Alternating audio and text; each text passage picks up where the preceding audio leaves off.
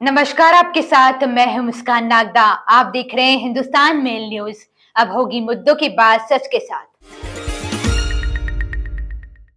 इंदौर में प्रतिवर्ष की तरह इस वर्ष भी परंपरागत गेर के आयोजन की तमाम तैयारियां संपन्न हो चुकी है, जिसमें शहर के विभिन्न क्षेत्रों से कई रंगों के साथ शहरवासी राजवाड़ा पर पहुंचेंगे, जिसमें सुरक्षा को लेकर सादी वर्दी में पुलिसकर्मी सहित सीसीटीवी कैमरे और ड्रोन कैमरों से विशेष नजर रखी जाएगी। इंदौर शहर में सभी त्योहार बड़े हर्षोल्लास और एकता के साथ मनाए जाते हैं। इसी तारतम्य में शहर में होली के पंचमी पर प्रतिवर्ष परंपरागत रूप से रंग गुलाल उड़ाते हुई शहर के विभिन्न क्षेत्रों से गेर राजवाड़ा पहुंचती है, जिनमें शहर के लाखों की संख्या में शहरवासी सम्मिलित होते हैं। इस नजारे को देखने के लिए इंदौर ही नहीं, भारत के कई जिलों से सैलानी भी उमड़ आते हैं और इन्हीं की सुरक्षा की दृष्टि से पुलिस विभाग सहित इंटेलिजेंस विभाग भी कई तरह से सुरक्षा प्रदान कर रहा है, जिसमें मुख्य रूप से सीसीटीवी व ड्रोन कैमरों से नजर के साथ ही सादी वर्दी में पुलिसकर्मी इस गेर में सम्मिलित रहेंगे। यदि किसी को भी किसी तरह की समस्या होती है तो आज स्थायी रूप से बनाए गए कंट्रोल रूम सहित गेर में सम्मिलित पुलिसकर्मियों से सहायता प्राप्त कर सकते हैं। इसी के साथ गेर के मार्ग को चिन्हित करते हुए उसे पूरी तरह से नो व्हीकल जोन घोषित किया गया है। पर्याप्त सुरक्षा के इंतज़ाम किए गए हैं। इसके लिए बड़ी तादाद में पुलिस फोर्स लगाया गया है, सीसीटीवी कैमरे लगाए गए हैं, पब्लिक एड्रेस सिस्टम लगाए गए हैं, गेर का जो मार्ग है उसको सैनिटाइज किया गया है और हमें पूरा विश्वास है कि परंपरागत रूप से ये हर्षोल्लास के साथ मनाया जाएगा। सर, कितना बल तैनात रहेगा? क्या सीसीटीवी इसमें? जी हाँ, सीसीटीवी भी लगाए गए हैं और ड्रोन से भी इसकी निगरानी की जाएगी। बहुत बड़ी तादाद में पुलिस फोर्स लगाया गया जो पर्याप्त है। ट्रैफिक के लिए अलग इंतज़ाम है और सभी से मेरी अपील है कि शालीनतापूर्वक हर्ष और उल्लास से इसको मनाएं। इंदौर से कुछ किलोमीटर दूर मानपुर में आगरा मुंबई राष्ट्रीय राजमार्ग पर शनिवार की सुबह एक बार फिर हादसा हो गया। हादसे के बाद वाहनों में आग लग गई। हादसे में घायल हुए कुछ लोगों को पास के निजी अस्पताल में पहुंचाया गया है। हादसे का कारण अभी साफ नहीं हो सका है। जानकारी के अनुसार एक के बाद एक 3 से 4 वाहन आपस में टकराने के बाद हादसे का शिकार हो गए और देखते ही देखते सभी वाहनों ने आग पकड़ ली। बड़ी जद्दोजहद के बाद वाहनों में फंसे लोगों को निकालकर अस्पताल पहुंचाया गया। हादसे के बाद वाहन बीच सड़क पर जल गए, जिससे जाम की स्थिति बन गई और करीब 1 किलोमीटर तक लंबा जाम लग गया। फायर ब्रिगेड ने मौके पर पहुंचकर आग पर काबू पाया। वहीं पुलिस ने वाहनों को सड़क से हटाकर यातायात सुचारू करवाया। दुर्घटनाग्रस्त वाहनों में एक बस भी थी, जिसे समय रहते क्रेन ने आग से दूर कर दिया, जिससे बड़ा हादसा होते होते बच गया। फिलहाल बस में सवार सभी यात्री सुरक्षित है। मध्य प्रदेश सरकार गरीब और असहाय महिलाओं के लिए लाडली बहना योजना लेकर आई है, जिसको लेकर इंदौर शहर में गलत तरह की अफवाह फैलाई जा रही है। इंदौर कलेक्टर इलैयाराजा टी ने शहर की जनता से अपील की है, किसी भी तरह की अफवाह पर ध्यान न दे। 25 मार्च से योजना के रजिस्ट्रेशन शुरू होने जा रहे हैं।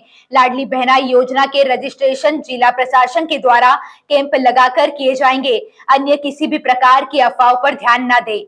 दरअसल आपको बता दें, कुछ दिनों पूर्व में लाडली बहना योजना के रजिस्ट्रेशन को लेकर शहर में अफवाह फैलाई जा रही थी। इंदौर कलेक्टर के संज्ञान में मामला आने के बाद इंदौर कलेक्टर ने अपील जारी की है। 25 मार्च से लाडली बहना योजना के रजिस्ट्रेशन शुरू होने जा रहे हैं।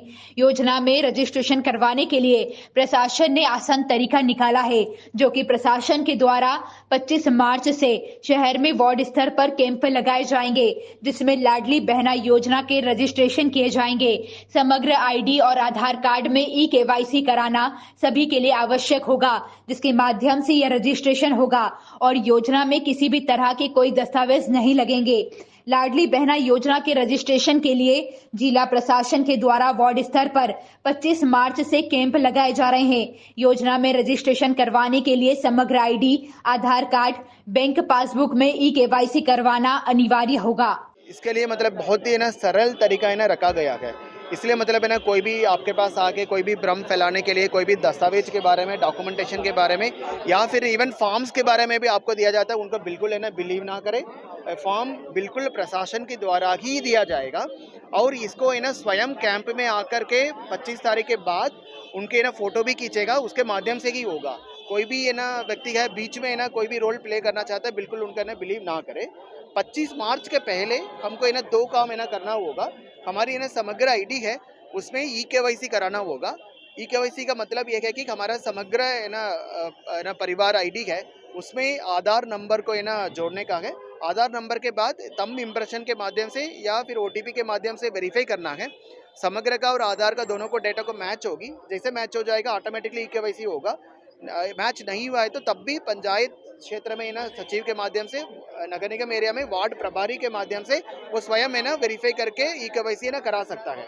इसके अलावा एमपी ऑनलाइन लोकसभा केंद्र या सीएससी के माध्यम से भी ई-केवाईसी कर सकता है, बट इसके लिए भी कोई भी पैसा देने की जरूरत नहीं है।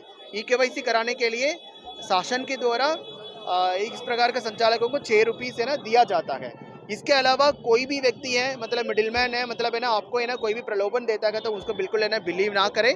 आपका है ना पूरी प्रक्रिया में कहीं भी है ना किसी भी जगह पे है ना पैसा नहीं लगना है। और जब है ना प्रशासन है ना कैंप आयोजित करेगा, बहुत ही प्लान्ड वे में व्यवस्थित तरीके से आयोजित होगा। सिंस फॉर्म भरने का तारीख है ना मार्च 25 से लेकर ना 30 अप्रैल तक है। सारे वार्डों में सभी मोहल्ले में ना फॉर्म को भराया जाएगा, मतलब है ना कोई किसी को भी घबराने की जरूरत नहीं है। कहाँ तक है ना आय प्रमाण पत्र है, मूल निवासी प्रमाण पत्र, इस प्रकार का दस्तावेज है, कोई भी दस्तावेज की जरूरत नहीं है। ये सिर्फ है ना स्वयं है ना घोषणा पत्र के आधार पर ही होगा, वो फॉर्म का फॉर्मेट होगा। इसलिए मतलब है ना कोई भी दस्तावेज है ना आपको बनाने के लिए जरूरत नहीं है। सिर्फ आपको आधार में ना मतलब कोई भी करेक्शन करना हो तो आधार सेंटर में आप करेक्शन करा सकते हैं। इसके अलावा बैंक में जाके आपका बैंक खाता नंबर है उसमें आधार के साथ जोड़ा जाए, उसमें एक डीपीटी है, डायरेक्ट बेनिफिट ट्रांसफर है, उसको है ना एनेबल किया जाए और आपका खाता है ना सक्रिय रहे, निष्क्रिय ना रहे। इसका मतलब कोई ना कोई ट्रांजैक्शन आपका खाते में हो ये रहे, ये बैंक के साथ ही करना है। इसके बैंक के अलावा और कोई एजेंसी है ना इसके लिए नहीं है कि मतलब किसी के माध्यम से आप करा सकते हैं। ग्वालियर के गजरा राजा मेडिकल कॉलेज में काम करने वाली नर्सों ने कॉलेज डीन और संयुक्त संचालक पर महिला उत्पीड़न का गंभीर आरोप लगाया है। पीड़ित नर्स पूनम सरनकर ने इसकी शिकायत मुख्यमंत्री शिवराज सिंह चौहान और संबंधित विभाग से की है। दरअसल महिलाओं पर हो रहे अत्याचार को प्रदेश के मुखिया के समक्ष पहुंचाने को लेकर शनिवार को इंदौर के एमवाई अस्पताल कैंटीन में प्रेस वार्ता कर आयोजन नर्सिंग एसोसिएशन द्वारा किया गया। दरअसल पूरा मामला ग्वालियर शासकीय मेडिकल कॉलेज का है, जहां काम करने वाली नर्सेज द्वारा जया आरोग्य चिकित्सालय के संयुक्त संचालन व अस्पताल डीन पर गंभीर आरोप लगाते हुए उन्हें पद से हटाने की मांग की है। पीड़ित नर्स पूनम ने बताया कि ग्वालियर के गजरा मेडिकल कॉलेज में 50 से अधिक नर्सेज, डीन और डॉक्टरों की तानाशाही से प्रताड़ित हो रही है, जिसकी शिकायत मुख्यमंत्री शिवराज सिंह चौहान और ग्वालियर संभागायुक्त को की है। वहीं इंदौर नर्सिंग एसोसिएशन के द्वारा इस पूरे मामले को लेकर मुख्यमंत्री शिवराज सिंह चौहान से निवेदन किया है कि ग्वालियर जया आरोग्य चिकित्सालय के डीन व संयुक्त संचालक पर कार्रवाई कर उन्हें पद से हटाया जाए, अन्यथा आने वाले दिनों में नर्सेस एसोसिएशन प्रदेश भर में उग्र आंदोलन करने को मजबूर होगा। और मैं अपनी एमएससी नर्सिंग की परमिशन लेने गई तो मेरे साथ बहुत अत्याचार किया, बहुत मिसबिहेव किया गया, ऐसे शब्दों का यूज़ किया जिसे मैं बखान भी नहीं कर सकती हूँ। और मुझे पर्सनली अकेले मिलने बुलाया गया। उन्होंने कहा कि रात में अगर तुम मुझसे मिलने आओगी तो तुम्हारा काम होगा और तुम्हारी सैलरी निकलेगी, वरना नहीं निकलेगी। इसकी शिकायत मैंने आगे तक के करी है, मुख्यमंत्री जी को भी किया, वहाँ पे कमिश्नर जी को भी किया। और शिकायत करने के बाद में वहाँ पर हम जितनी नर्सेस थी, हम जितने लोग सर के पास शिकायत के लिए गए थे, सभी पे कार्रवाई की, सभी के नाम से लेटर निकाल दिया उन्होंने, उनको उनके पद से हटा दिया है, उनका ट्रांसफ़र कर दिया है। बाकी लोगों को स्पष्टीकरण का, मेरे छुट्टियाँ सैंक्शन नहीं की, सारी छुट्टियों के पेपर जमा करने के बाद सारे पेपर ऑफिस से गायब हैं। मेरे 6 महीने से सैलरी नहीं आई है। मेरी आर्थिक स्थिति बहुत ज़्यादा ख़राब हो चुकी है।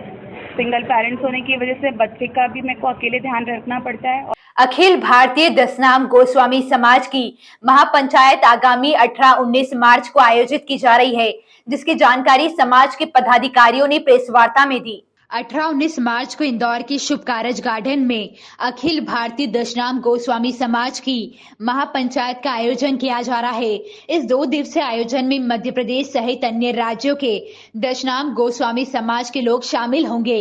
दरअसल इस अखिल भारतीय दशनाम गोस्वामी समाज की महापंचायत का आयोजन करने का उद्देश्य मंदिरों और समाधि स्थल पर हो रहे अवैध कब्जों से मुक्त कराना, प्रदेश के मठ मंदिरों पर सरकारी हस्तक्षेप न हो और मंदिरों के संरक्षण के लिए सरकार द्वारा नई ठोस पॉलिसी बनाई जाए। साथ ही गोस्वामी समाज को राजनीतिक क्षेत्र में ज्यादा से ज्यादा प्रतिनिधित्व मिले। इन विषयों पर महापंचायत में चर्चा की जाएगी। वहीं 19 मार्च को समाज का परिचय सम्मेलन और सामाजिक सत्र का भी आयोजन किया जाएगा। ये दशनाम गोस्वामी समाज की प्रतिनिधि सभा का 18-19 मार्च को शुभकार्य garden, Rajiv Chowk, ring road, Indore में कार्यक्रम हो रहा है। सारे देश से लगभग 20-25 प्रदेशों से 10,000 के करीब लोग एकत्रित होंगे। उसमें हमने समाज की समस्याएं को चिन्हित की हैं और सब प्रतिनिधियों से उस पर एक मत बना के आगे हम सरकार के समक्ष अपनी समस्याओं को रखेंगे। क्या मुख्य मांगे हैं इसमें? मुख्य मांगे हमारी हैं, सबसे पहले जो मठ मंदिरों के पास में ज़मीन है उस पर प्राइवेट जो स्थानीय लोग अतिक्रमण कर रहे हैं वो ना हो और सरकार उन्हें एक्वायर कर रही है वो ना हो। एक हमारे समाधि स्थल हैं, वहाँ भी हमारा कब्जा हो रहा है, वो नहीं होना चाहिए। प्राइवेट लोग कब्जा कर लेते हैं, वो नहीं होना चाहिए। और जहाँ समाधियों के लिए जगह नहीं है वहाँ हमें समाधियों के लिए सरकार जगह अलॉट करे। इंदौर में यातायात विभाग द्वारा कई तरह के जागरूकता अभियान चलाकर सड़क दुर्घटनाओं पर नियंत्रण करने का प्रयास किया जा रहा है, लेकिन उसके बावजूद भी शहर के कनाड़िया थाना क्षेत्र में एक दर्दनाक हादसे की घटना सामने आई, जिसमें दूध मुहे बच्चे की सड़क दुर्घटना में निर्मम मौत हो गई। मामले में पुलिस ने मर्ग कायम कर जांच शुरू कर दी है। इंदौर में सड़क दुर्घटना रुकने का नाम नहीं ले रही है। ऐसा ही एक ताजा मामला कनाड़िया थाना क्षेत्र के जलारिया फाटे पर घटित हुआ है। बताया जा रहा है कि प्रदीप नामक व्यक्ति अपने पत्नी और 5 माह के बच्चे के साथ मजदूरी का काम खत्म करने के बाद खजराना स्थित अपने घर जा रहा था और ऑटो रिक्शा के इंतजार में फाटक के नजदीक खड़ा हुआ था। तभी रोड पार करते समय अचानक से तेज गति से आ रही 4 पहिया वाहन की चपेट में आने से सरिता नामक महिला और उसका 5 माह का बच्चा गंभीर रूप से घायल हो गया।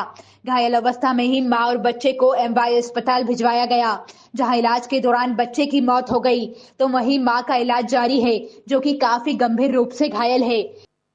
इंदौर में एक महिला ने आर्मी जवान के खिलाफ दुष्कर्म का केस दर्ज करवाया है।